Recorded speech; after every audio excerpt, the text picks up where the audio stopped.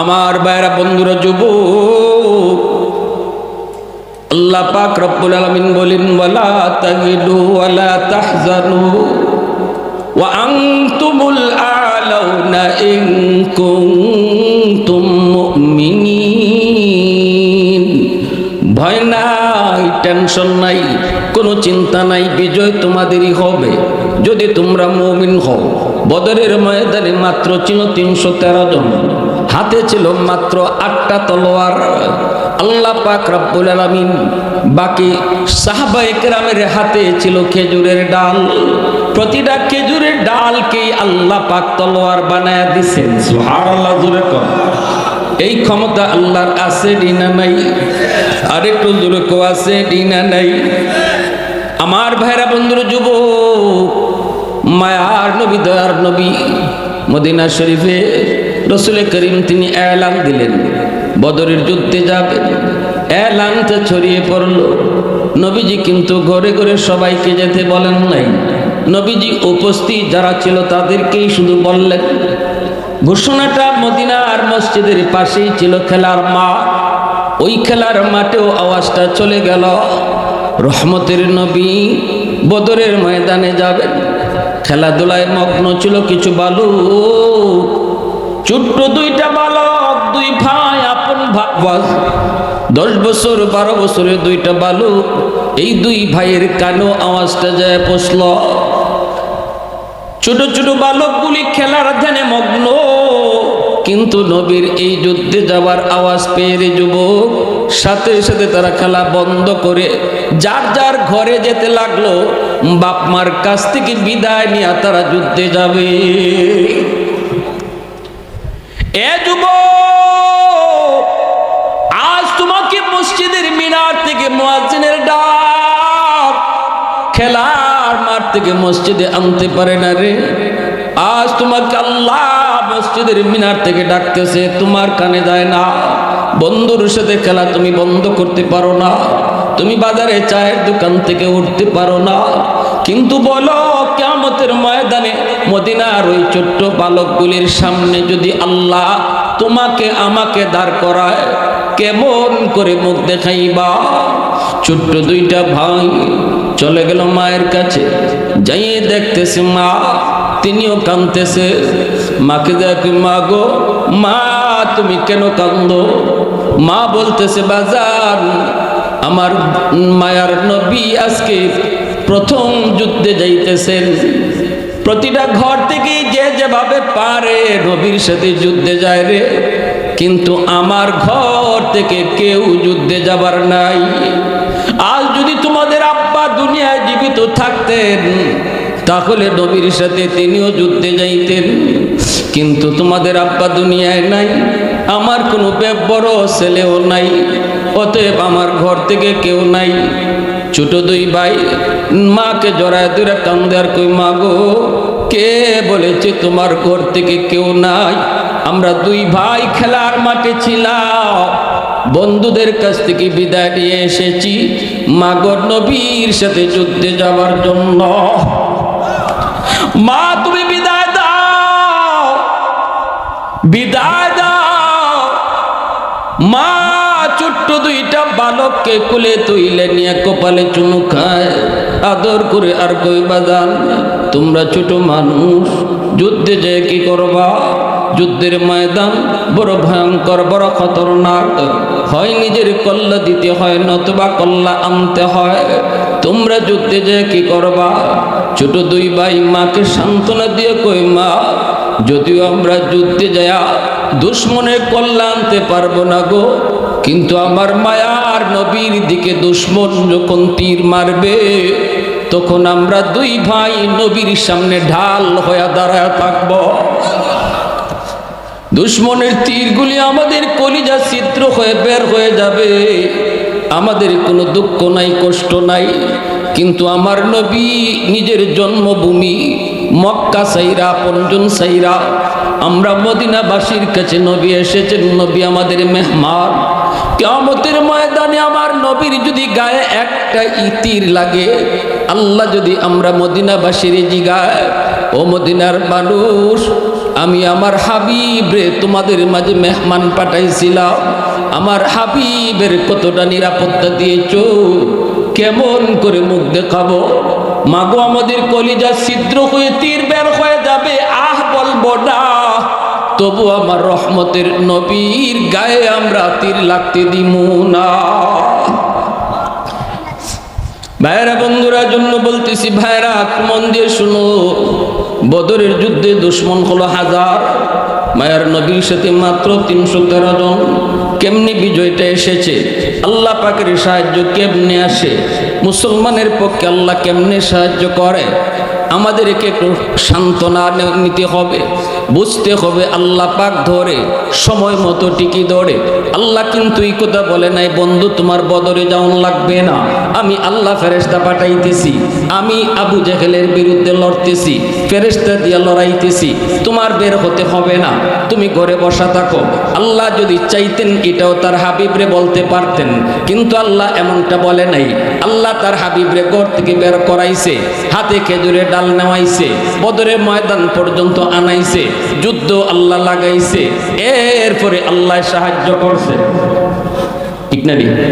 আরো জোরে কও ঠিক কিনা?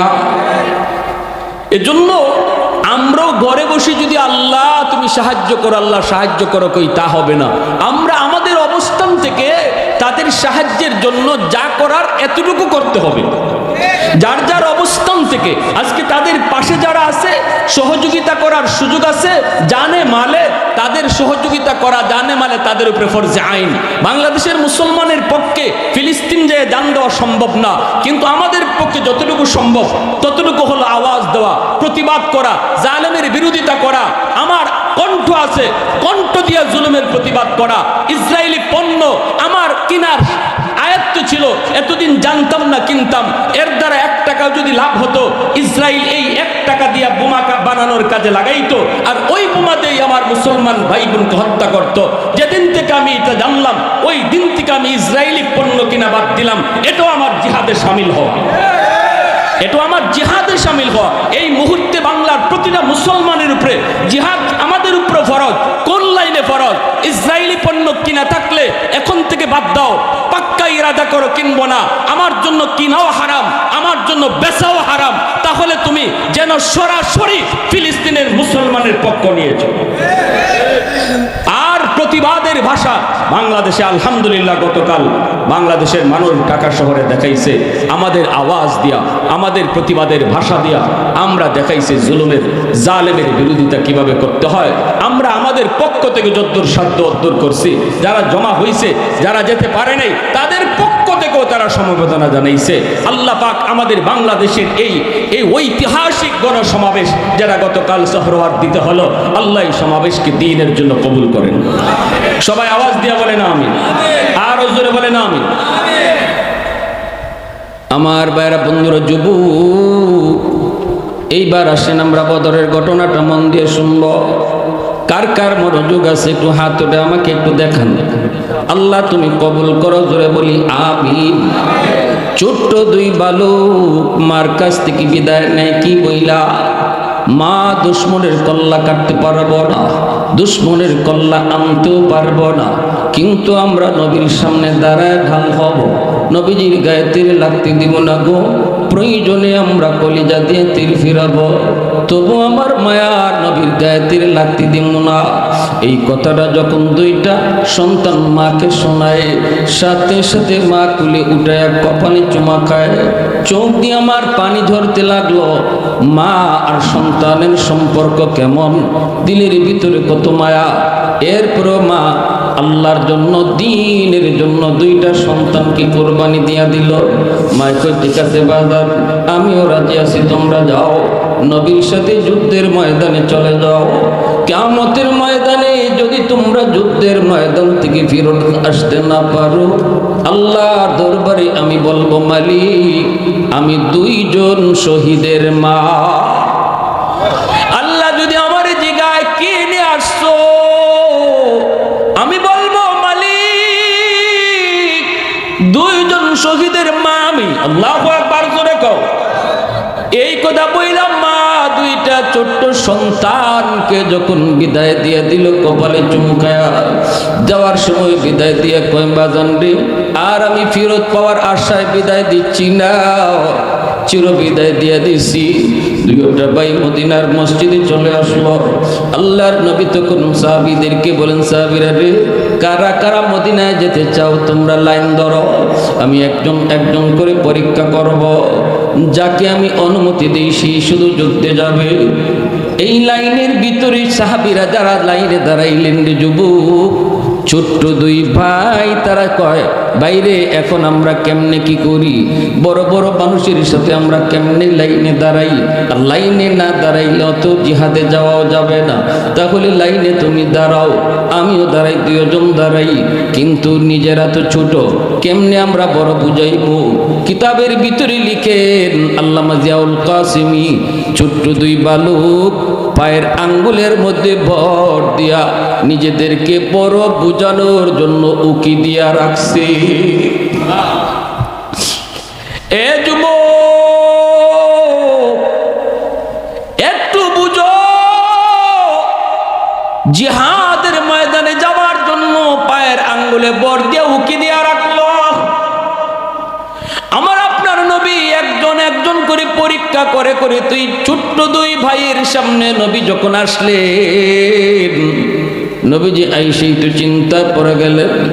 নবীজি তাকে অবাক হয়ে দেখতেছেন আর বলতেছেন, বাজান রে, তোমরা মনে হয় বলে বলে লাইনে দাঁড়াইছো, এটা কিন্তু জিহাদে যাবার লাইন, এটা কিন্তু জিহাদে যাবার লাইন, কোনো খেলাধুলা যাবার লাইন নয়। ছোট দুই ভাই কই, নবী গো আমরা জানি এটা জিহাদের ময়দানে যাবার লাইন। আল্লাহ নবী কই, জানো তো কেমনে দাঁড়াইছো, জিহাদের ময়দান তো বড় খতরনাক, হয় নিজের কল্লা দিতে হয়, নয় কল্লা আনতে হয়, দুইটার একটা, হয় তুমি আনবা নয় দিবা, বড় বিপদ। এই বিপজ্জনক জায়গায় তোমরা কেমন করে যাবা, তোমরা কেমন করে সাহস করলা।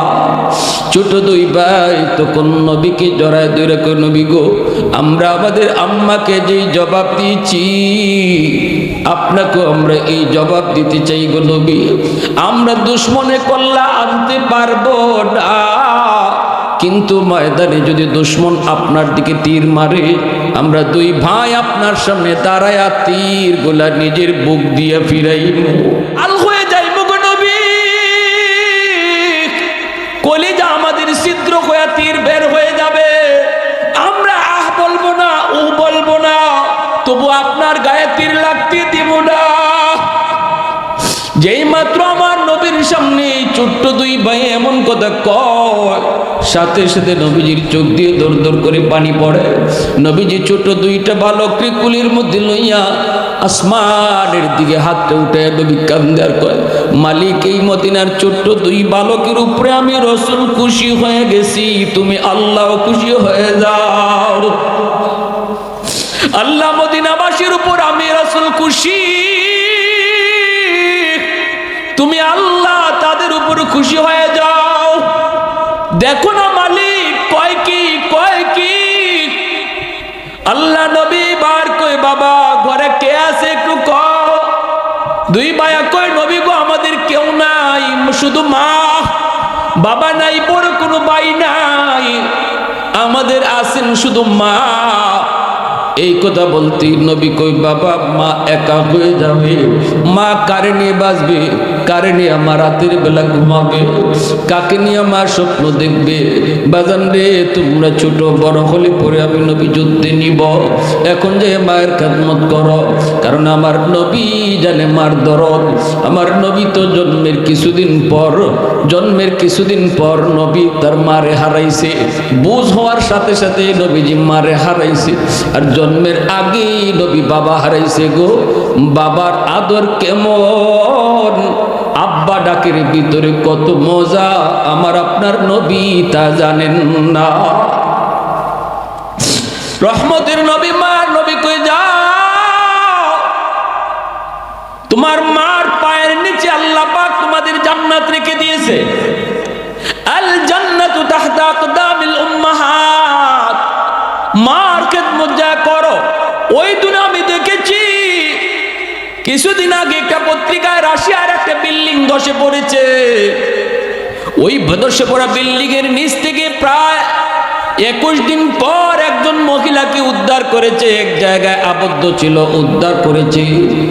তার কুলের মধ্যে একটা দুধের বাচ্চা, মা অজ্ঞান, ছেলেটাও অজ্ঞান। এই মা ছেলেকে হাসপাতালের ভিতরে নিয়ে চিকিৎসা করে জ্ঞান ফিরাইছে। এইবার ডাক্তাররা দেখে মার একটা আঙ্গুলের মাথাও নাই রে যুবক, একটা আঙ্গুলের মাথাও নাই মার। ডাক্তাররা জিজ্ঞাসা, মা গো আঙ্গুলের মাথাটা তোমার কি হয়েছে? মহিলা তখন কান্দে আর কই, ডাক্তার আমার শিশু যখন আমার বুকের দুধ খায়া শেষ, এই জায়গায় আবদ্ধ হয়ে আমার বুকের দুধ শুকায় গেছে। আমার বাচ্চারা দুধের জন্য যখন কান্না করে করে চোখের সামনে জিহ্বাটা বের করে দিছে, আমি মার জিহ্বাটা আগে বের হয়ে গেছে, ওই অবস্থায় আমার বাচ্চার মুখটা শুকায় গেছে। চোখের সামনে দেখতেছি আমার শিশু, আমার কলিজার টুকরা সন্তান, মুখ শুকায় গেল, কলিজা শুকায় গেল, আমার কলিজায় কি মারা যাবে, হিতাহিত জ্ঞান হারিয়ে ফেলেছি। ওই অবস্থায় আমি কি খাওয়াবো? তখন নিজের আঙ্গুলটারে নিজের দাঁতের মধ্যে ফালায়া আঙ্গুলের মাথাটা আমি কেটে ফেলেছি, রক্ত বের হয়েছে। ওই রক্তটা আমার সন্তানের মুখে আমি ধরে রাখছি। এরপরের দিন আবার আরেকটা আঙ্গুলের মাথা আমি এভাবে দাঁত দিয়া কাটছি। ওই আঙ্গুলের মাথা কাটার পর যে রক্ত বের হয়েছে, রক্তটা আমার সন্তানের মুখে ধরে রাখছি। এইভাবে পর পর পর পর সবগুলি আঙ্গুলের মাথা কাইটা নিজের দাঁত দিয়ে আঙ্গুলের মাথা ফালায়া রক্ত বের কইরা কইরা আমি আমার সন্তানকে এই জায়গায় বাঁচায় রাখছি। ভাইয়েরা বন্ধুরা, এই জন্য বলতেছি সন্তানের প্রতি মার দরদ, বাবার কি পরিমাণ দরদ, এটা তো আমার নবী জানে। কিন্তু দুই ভাই মানতে রাজি না। দুই ভাই কই, না গো নবী আমাদেরকে আর ফেরত দিয়েন না গো নবী, আমাদের আম্মা আমাদেরকে আপনার কাছে চিরদিনের জন্য বিদায় দিয়ে দিছে। আমার মা বলছে কিয়ামতের ময়দানে শহীদের মা হিসাবে পরিচয় দিতে চায়। আওয়াজ দিয়ে কও না সুবহানাল্লাহ। প্রশংসা করব কার? একটু আওয়াজ দিয়ে বলেন না কার?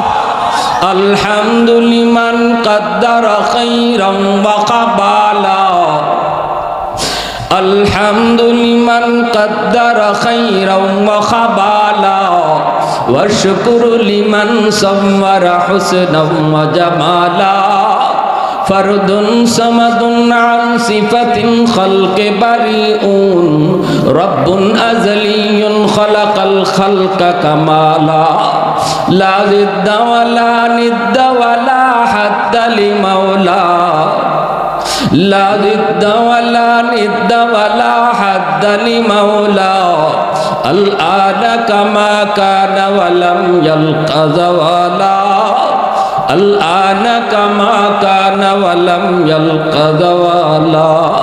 মুসলমানের আওয়াজ এখন আল্লাহু আকবার। এই কথা বলা মাত্রই মায়ার নবী সাহাবায়ে কেরামদের সাথে পরামর্শ করলেন। সাহাবীদেরকে বলতেছেন, সাহাবীরা তোমরা বলো এখন কি করি? সাহাবীরা কই, নবী গো আপনার সিদ্ধান্ত। নবীজি বলতেছেন, ঠিক আছে বড়জনকে অনুমতি দিলাম, ছোটজনকে অনুমতি দেওয়া ঠিক হবে না, মা একা হয়ে যাবে। বাবা তুমি মায়ের কাছে যাও, মায়ের খেদমত করো, বড় হলে পরে আমি তোমাকে জিহাদে নিব।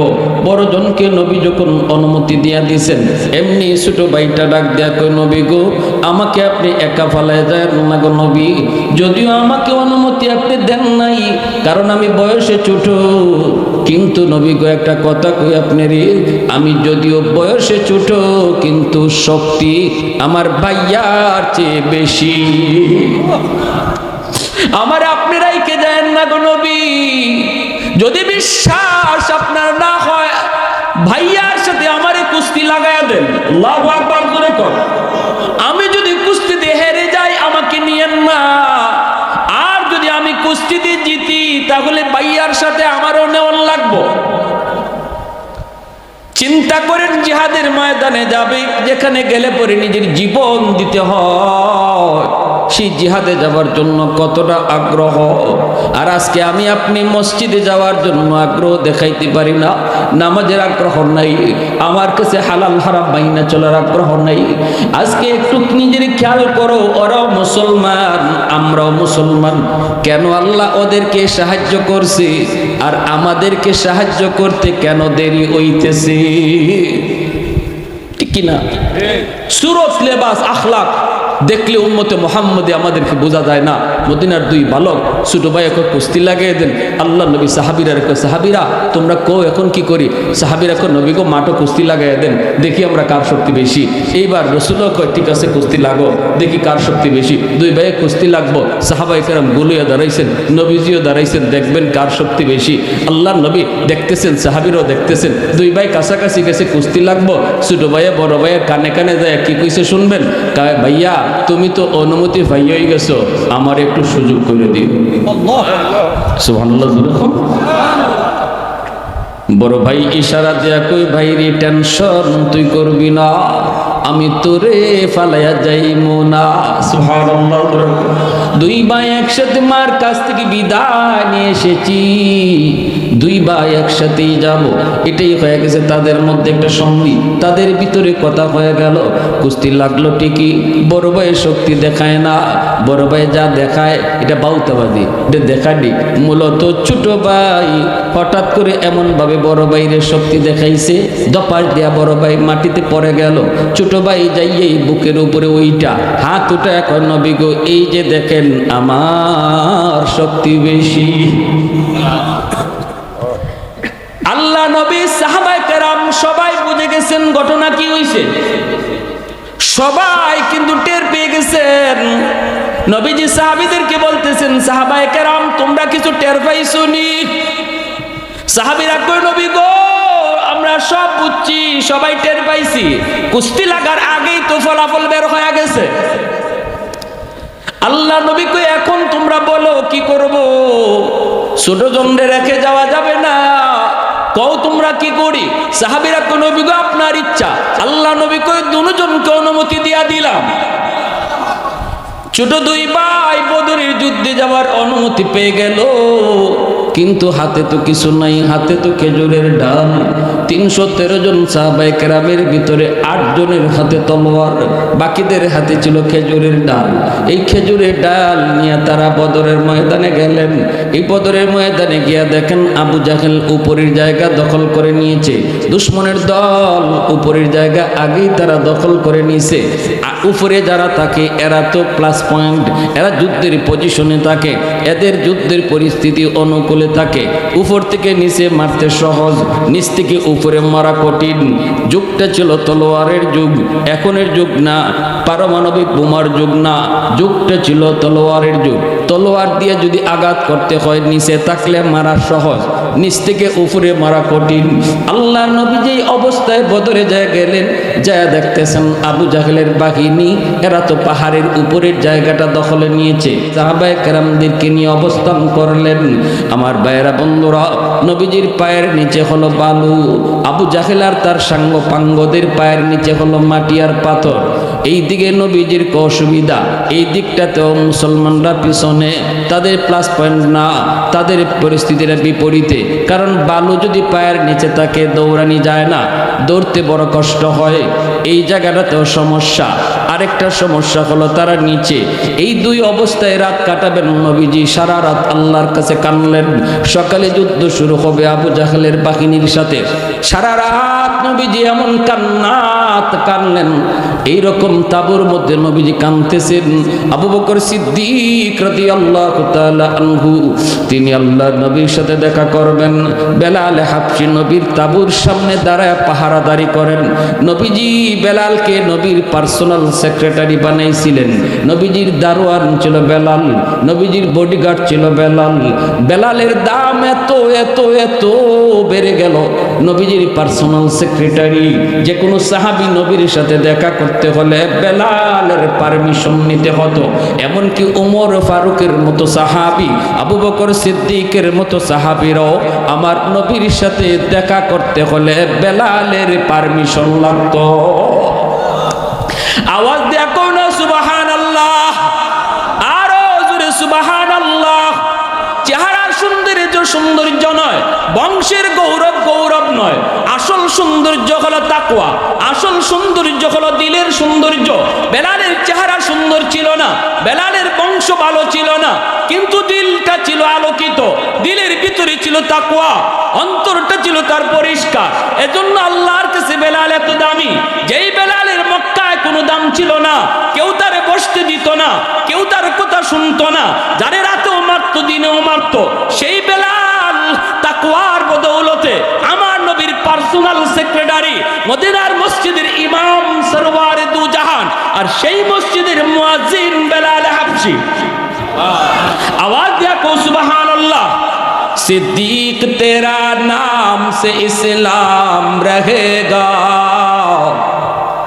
सिद्दीक तेरा नाम से इस्लाम रहेगा, दुनिया की सदाकत में तेरा नाम रहेगा, फारूक तेरा नाम से इस्लाम रहेगा, दुनिया की अदालत में तेरा नाम रहेगा, उस्मान तेरा नाम से इस्लाम रहेगा, दुनिया की सखावत में तेरा नाम रहेगा, हैदार तेरा नाम से इस्लाम रहेगा, दुनिया की शजाअत में तेरा नाम रहेगा, मुआविया तेरा नाम से इस्लाम रहेगा, दुनिया की सियासत में तेरा नाम रहेगा, दुनिया की सियासत में तेरा नाम रहेगा। मुसलमान आवाज़े बोलें अल्लाहु আকবার। আমার ভাইরা বন্ধুরা, আবু বকর সিদ্দিক বদরের ময়দানে আমার নবীর তাবুতে রাত 12টার পরে যায় ঢুকলেন। ঢুকে দেখেন নবীজি হাত উঠে কাঁদতেছেন। আল্লাহর নবীর চোখ দিয়ে দর দর করে পানি বেয়ে বেয়ে দাড়ি মোবারক ভেসে চোখের পানি মাটিতে পড়তেছে। নবীজি কান্দেন আর বলেন, মালিক, ইসলামের প্রথম যুদ্ধ, আমি গোটা কয়েকজন সাহাবী নিয়ে যুদ্ধের ময়দানে এসেছি গো আল্লাহ। আমার এই সাহাবীরা যদি আজকে যুদ্ধের ময়দানে শহীদ হয়, এই জমিনে তোমার কদমে সেজদা দিবে কে? আল্লাহু আকবার জোরে কও। এই জমিনে তুমি আল্লাহর নাম কে উচ্চারণ করবে? মালিক, আল্লাহ তোমার কাছে সাহায্য চাই, সাহায্য চাই। নবীজি কাঁদতেছি। আবু বকর সিদ্দিক তিনি বের হয়ে আসলেন, নবীকে ডিস্টার্ব করলেন না। 1 ঘন্টা পরে আবু বকর আবারও তাবুতে ঢুকলেন। দেখেন নবীর হাত এখনো আসমানের দিকে উঠানো, চোখ দিয়ে দর দর করে পানি পড়ে। 3টার দিকে আবু বকর ঢুকেন, ঢুকে দেখেন নবীজি এখনো লম্বা দোয়া করেন। আল্লাহু আকবার জোরে কও। চোখ বেয়ে বেয়ে পানি পড়তেছে। ফজরের সময় আল্লাহ জিব্রাইল পাঠাইছে। জিব্রাইল পাঠায় কই, বন্ধু টেনশন করো না, আজকে বদরের যুদ্ধে আমি আল্লাহ প্রথম অবস্থায় 1000 ফেরেশতা, দ্বিতীয় অবস্থায় 3000, এরপরে 5000, আমার 5000 স্পেশাল ফেরেশতার বাহিনী বদরে আজকে তোমার সাহাবীর সাথে যুদ্ধ করবে। আর আমার ফেরেশতাদের কমান্ডার হবে জিব্রাইল নিজে। আল্লাহু আকবার জোরে কও।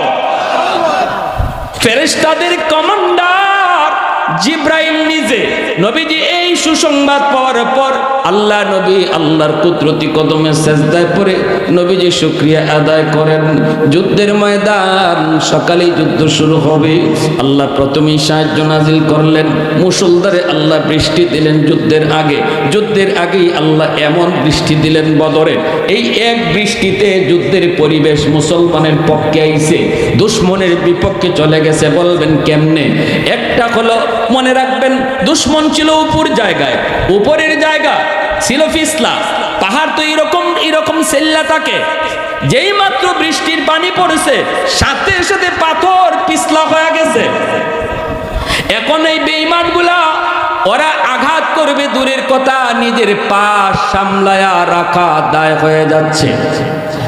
2 নম্বর হলো, বৃষ্টির পানিটা পড়া মাত্রই নবীজি আর সাহাবায়ে কেরামের পায়ের নিচে ছিল বালু, হাঁটতে তাদের কষ্ট হতো।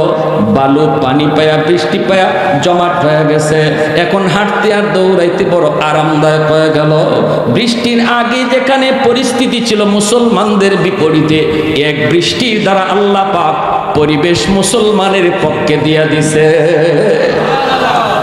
2 ভাই যুদ্ধে যা কই ভাইয়া আমরা ছোট মানুষ, বেশি বড় কাম করতে পারবো না, একজনকে টার্গেট নেও। বড় ভাই কয় কারে তুই টার্গেট নিবি? ছোট ভাই কয় আমার মন বলে শুনেছি বদরে আবু জাহেল আইছে, যে আবু জাহেলের কারণে আমার নবী তার জন্মভূমি সাইরা আমাদের কাছে মেহমান হয়েছে, আমার নবীর মাথায় পর্যন্ত আঘাত করেছে। ভাইয়া শুনেছি বদরে আবু জাহেল আইছে, আমার মন বলে আমরা দুই ভাই আবু জাহেলের টার্গেট লই। আর একটু আসতে কোন সুবহানাল্লাহ, আর একটু আওয়াজ দিয়ে আল্লাহু আকবার, আরো জোরে আল্লাহু আকবার। ভালো করে ইয়াদ রাখবেন, যুদ্ধ হলো মনোবলের নাম, সাহসের নাম, ঠিক কিনা জোরে কোন? যুদ্ধ হলো সাহসের নাম, মনোবলের নাম। মুসলমানরা যত যুদ্ধে তারা জয়ী হয়েছে, মনের মনোবল ছিল, সাহস ছিল, আর ভরসা ছিল কার উপর? আওয়াজ দেয়া বলেন কার উপর? অস্ত্রের উপরেও মুসলমানের পূর্ণ ভরসা রাখা যাবে না, সৈন্য বলের উপরেও মুসলমানের পূর্ণ ভরসা নয়, মুসলমানের পূর্ণ ভরসা হবে কার উপর? আরেকটু জোরে কার উপর? আল্লাহ দেখাইছেন বদরে, আল্লাহর উপর পূর্ণ ভরসা রাখলে আল্লাহ কেমনি বিজয় দেয়। উহুদের ময়দানে একটু সমস্যা ছিল, দিলের ভিতরে একটু বাবাই ছিল কি, আমরা তো আজকে বদরের চেয়ে সংখ্যায় বেশি, বদরের সংখ্যায় কম ছিলাম, এতে যদি আমাদের বিজয় হয়েছে, উহুদে আমাদের সংখ্যা তো বেশি, এখানে তো বিজয় হবেই। এই কথাটা আল্লাহ অপছন্দ করছে। এটা আল্লাহ কি করছে? না না না না, এটা না, সংখ্যায় কম আর আজকে তোমরা সংখ্যায় বেশি দেখিয়া তোমরা বিজয় আনলি ভাই। মুসলমানের বিজয় তো সংখ্যার উপরে নয়, আমি আল্লাহকে খুশি করার উপর। অতএব এজন্য আল্লাহ একটু নারাজ হওয়ায় উহুদের যুদ্ধের প্রাথমিক অবস্থায় মুসলমানরা একটু বিপর্যস্ত হয়েছে, যদিও শেষটা মুসলমানের বিজয়, কিন্তু প্রাথমিক অবস্থায় বিপর্যয়, ঠিক কিনা? এজন্য মুসলমানের সম্পূর্ণ ভরসা কার উপর থাকবে? আওয়াজ দিয়া কার উপর? আজ আমরা মুসলিম দেশগুলা আমেরিকার উপরে ভরসা করে দিয়েছি। আমেরিকারে হাতছাড়া করা যাবে না, আরব আমিরাতে কই আমেরিকারে হাতছাড়া করা যাবে না, সৌদির বাদশাকে আমেরিকারে হাতছাড়া করা যাবে না। আল্লাহ কই তোদের কথা তো এটা ছিল না, তোদের কথা ছিল আমার আল্লাহরে হাতছাড়া করা যাবে না। মুসলমানের কথা হওয়ার কথা ছিল আল্লাহকে হাতছাড়া করা যাবে না। তোমাদের আজকের কথা হয়েছে আমেরিকারে নাখুশ করা যাবে না, আমেরিকারে নারাজ করা যাবে না। হায় মুসলমান, দুর্ভাগা মুসলমান, তোমাদের কথা হওয়ার উচিত ছিল আল্লাহকে নারাজ করা যাবে না। তুমি আজকে খুঁজতেছো তোমার পাশে কে আছে? আমেরিকা আসেনি, রাশিয়া আসেনি, চীন আসেনি, ভারত আসেনি, আল্লাহ নারাজ হয়ে গেছে। না রে মুসলমান, ইমানদার, তোদের এটা কথা উচিত ছিল না, তোদের কথা বলার দরকার ছিল দেখো আমার সাথে আমার আল্লাহ আছে কিনা। আমেরিকা তোমার বন্ধু নয়, রাশিয়া তোমার বন্ধু নয়, চীন তোমার বন্ধু নয়, ভারত তোমার বন্ধু নয়, কোন বেঈমান মুসলমান ইমানদারের বন্ধু নয়। সব বেঈমান, তারা ভিতরে ভিতরে এক এজেন্ডা একটাই, একদিকে ইসরায়েলে চলছে মুসলমান নিধন, আর একদিকে ভারতে চলছে মুসলিম নিধন। একই তালে তালে শুরু হয়েছে, একই তালে তালে শুরু হয়েছে, রসুনের গুড়া সব এক জায়গায়। এজন্য বলতেছি, আজ যারা আমেরিকারে খুশি রাখার জন্য ফিলিস্তিনের শিশুর কান্না শুনতেছ না, মনে রাখবা অচিরেই এই আমেরিকার হাতেই তুমি নাচতে নাবুদ হবে, বেইজ্জত হবে, তোমার রাস্তায় ফেলায় পিটবে। এদিন আমরা বিন্দু পরিমাণও আফসোস পর্যন্ত করব না। প্যারে হাজিরিন, এজন্য দেখা যায় দুই ভাইয়ে যেই মাত্র কইছে ভাই আমরা টার্গেট লই আবু জাহেললে, তখন বড় ভাই কয় আমি রাজি আছি। দুই ভাই রাজি হয়ে গেছে, আবু জাহেলের টার্গেট নিয়ে নিছে। এখন আবু জাহেল কেডা ইডেই চিনে না। বুখারী শরীফ জিলদে সানি কিতাবুল মাগাজি, ইমাম বুখারী রাহমাতুল্লাহি আলাইহি তিনি উল্লেখ করেছেন দুই ভাইয়ের এক ভাইয়ে নবীজির সাহাবী হযরত আব্দুর রহমান ইবনে আউফ রাদিয়াল্লাহু তাআলা আনহুকে ডাক দিয়া কয় ইয়া আম্মি আরিনি আবা জাহেল, চাচা যান আবু জাহেল কোনটা একটু চিনাই বাইনি। আব্দুর রহমান ইবনে আউফ রাদিয়াল্লাহু তাআলা আনহু কয় বাজান তোরা আবু জাহেলরে চিন্না কি করবি? দুনু ভাই কয় চাচা আমরা দুই ভাই সিদ্ধান্ত নিয়েছি আজকে বদরের ময়দানে হয় আমাদের একদিন, নয়তো আবু জাহেলের একদিন। কে কয় ওই যে দেখো ঘোড়ার পিঠে সাওয়ার, অনেক উঁচা লম্বা একটা বডি, পা যেন মাটিতে লাইগে যাইতেছে, বড় বড় হাউক দিতেছে, বড় বড় চিৎকার চিৎকার দিতেছে, ওর নামই আবু জাহেল। শুধুমাত্র চিহ্নে দুই ভাই টার্গেট নিয়ে নিছে। আমরা ছোট মানুষ, সহজে কেউ দেখবে না, সহজে কেউ টেরও পাবে না। গোড়ার টেঙ্গের ফাঁকে ফাঁকে আমরা আবু জাহেলের কাছে যাই মুগা, হাতের মধ্যে খেজুরের ডাল লইয়া দুনু ভাই চুপি চুপি আবু জাহেলের গোড়ার সামনে আইসে এক ভাই হাতের খেজুরের ডাল দিয়া আবু জাহেলের গোড়ার পায়ের মধ্যে আল্লাহু আকবার কইয়া মারছে। ছোট মানুষ আবু জাহেলে লাগাল পায় না, মারছে গোড়ার পাও। আল্লাহ পাক তলোয়ার বানায় দিছে, মুহূর্তের ভিতরে গোড়ার পা কেটে গেছে, গোদা থেকে আবু জাহেল মাটিতে পড়ে গেছে। আরেক ভাইয়ের হাতে ছিল খেজুরের ডাল, সেও ওই খেজুরের ডাল দিয়া আবু জাহেলের বুকের মধ্যে দেরি। খেজুরের ডালকে আল্লাহ পাক তলোয়ার বানাইতে দেরি হলো না। ওই ক্ষমতা আল্লাহর আছে না নাই? আল্লাহ পাক যদি খুশি থাকে যুবক, খেজুরের ডালকে আল্লাহ তলোয়ার বানায় দিবে। আল্লাহ যদি তোমার উপর খুশি থাকে, আমেরিকার পারমাণবিক বোমা আল্লাহ যদি তোমার আমার উপর খুশি থাকে, আমি পাথরের টাকা নিয়ে ঢিল দিব। আমেরিকার অ্যাটম বোমার বিপরীতে আল্লাহ আমার পাথরের টুকরারে ফাটাইয়া দিব। ঠিক না? আবাবেলের মুখ থেকে যে ছোট ছোট পাথর পড়ছিল, এরম ছোট ছোট পাথর দিয়া মানুষ মারে কেমনে? টুটের মধ্যে ছোট্ট পাথরের কোনা, আর দুই ফার মাঝে এই কি দিয়ে নখ দিয়ে ছোট ছোট দুইটা কোনা দুইটা লইছে, মুখে একটা আর দুই ফাও দুইটা, তিনটা বোমা লই আইছে। আমরা দেখতেছি পাথর, কিন্তু আল্লাহ জানে এটা অ্যাটম বোমা। ঠিক কিনা? এই ছোট পাথরের আল্লাহ বোমা বানিয়ে দিছে। ওই আব্রাহার হস্তি বাহিনীর মাথাত যার ফরছে, এই মাথাত ফইরা মাথা দিয়ে ঢুকিয়া বডির ভিতরে যেটা আসিল নারী বুড়ি সব লইয়া পায়খানা রাস্তা দিয়ে বাইরিয়া আবার মাটির ভিতরে গেছে। সুবহানাল্লাহ। এই শক্তিটা দিছে কে? আরো জোরে। এজন্য আল্লাহ শুধু বান্দা, এজন্য বলতেছি তোরা আগে ঠিক হয়ে যা। ইন কুনতুম মুমিনিন, শুধু আমি আল্লাহরে খুশি কর, খাঁটি মুমিন হয়ে যা। দেখ দেখ আমি আল্লাহ কি করতে পারি। আল্লাহ পাক রব্বুল আলামিন ওই ছোট দুই ভাই যেই মাত্র এক ভাইয়ের বুকের মধ্যে এরকম তলোয়ার বসাইছে, ওই যে খেজুরের ডাল, আমার নবী একদিকে, আমার নবীর আপন চাচা হযরত আব্বাস রাদিয়াল্লাহু তাআলা আনহু, ইনি আবু জাহেলের পক্ষে। বদরের যুদ্ধ ছিল এমন যুদ্ধ, আমার নবীর পক্ষে আবু বকর সিদ্দিক, আল্লাহর নবীর পক্ষে, আর আবু জাহেলের পক্ষে ছিলেন আবু বকর সিদ্দিকের কলিজার টুকরা সন্তান, তিনি আবু জাহেলের পক্ষে। বদরের যুদ্ধ ছিল এমন যুদ্ধ, ইসলামের মুসলমানদের পক্ষের, ইসলামের পতাকা যার হাতে ছিল তিনি ছিলেন, আর কাফের বেদিন বেঈমানদের পক্ষে পতাকা যার হাতে ছিল, এই দুইজন ছিল আপন মার পেটের ভাই। আল্লাহু আকবার। বুঝতে পারছেন?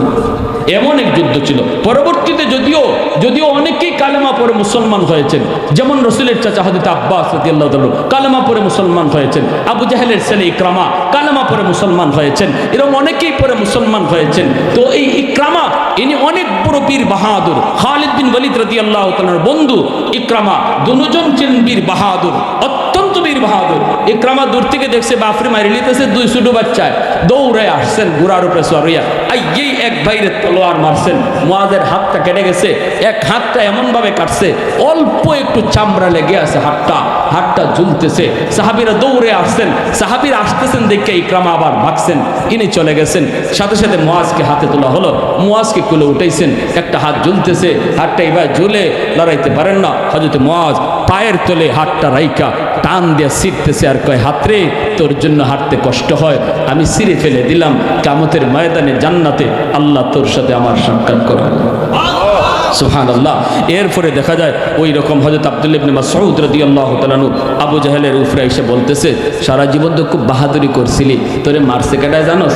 আমাদের মতো কোনো বড় মানুষ না, ওই যে ছোট্ট দুইটা বালক দাঁড়ায় আছে, ওদের হাতে আল্লাহ তোরে খতম করছে। আবু জাহেল কয়, তুই এখন কি করবি? আব্দুল্লাহ ইবনে মাসউদ কই, আমি তোর কল্লা আলোক করব, এরা তোরে খতম করছে, আমি কল্লা কাটমু, এই কল্লা আমার রসুলের কাছে নিয়ে যাইব। আবু জাহেল মাটিত ফুইরেই কয়, কল্লাটা গুড়িত লাগায়া কাটিস, দেখতে যেন বড় দেখা যায়, কারণ আমি লিডার আসলাম। মরবার সময় অহংকার যায় না, ঠিক না? অহংকারী এত বড় রূপ, অহংকারী এত খারাপ রূপ, এটা সহজে ভিতর থেকে যায় না। আল্লাহ আমাদের সবাইকে অহংকার মুক্ত করুন, সবাই বলেন আমিন।